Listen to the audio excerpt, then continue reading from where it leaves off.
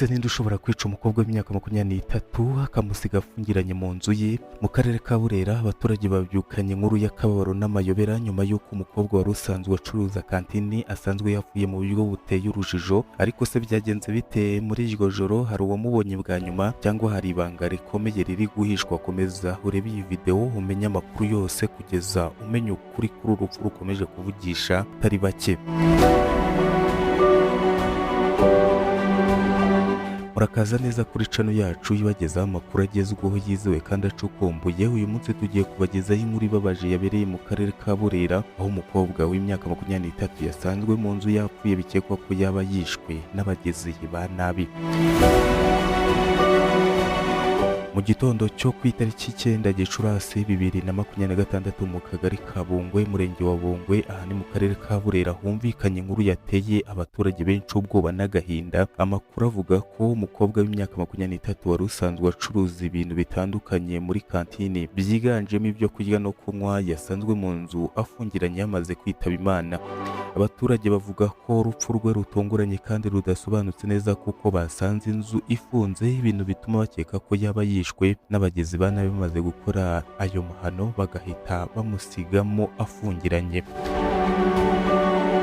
Iyi ni inkuru yahise ikwira mu baturage benshi muri kano gace, bamwe bakavuga ko batunguwe cyane no kumubona umukobwa wari uzwiho gukorana n'abantu neza apfuye muri ubwo buryo bw'amayobera. Amakuru y'urupfu rwemejwe kandi n'umuvugizi wa polisi mu ntara y'Amajyaruguru CP Girabakunda, yatangaje ko polisi ndetse n'abashinzwe ubugenzacyaha bahise bagera aho byabereye kugira ngo hatangire iperereza ryimbitse. Aho yagize ati urupfu rw'uwo mukobwa rwamenyekanye ndetse polisi n'abashinzwe kugenza ibyaha bajyayo.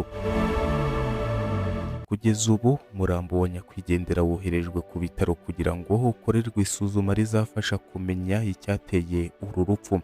Mu gihe iperereza rigikomeje, abaturage bo muri kano gace bakomeje kwibaza byinshi kuri iyi nkuru, cyane cyane uwaba yarakoze aya mahano n'impamvu yaba yarabimuteye. Iyi ni inkuru ikomeje gusiga abantu benshi mu gahinda no mu bibazo byinshi bitarabonerwa ibisubizo. Wowe bitekerezaho iki? Ese wowe wumva uru rupfu rushobora kuba rwatewe n'iki? Handika igitekerezo cyawe muri komenti, ntiwibagirwe gukanda like, subscribe no gusangiza abandi iyi video. Tuzakomeza kubakurikiranira aya makuru kuri iyi nkuru uko agenda amenyekana.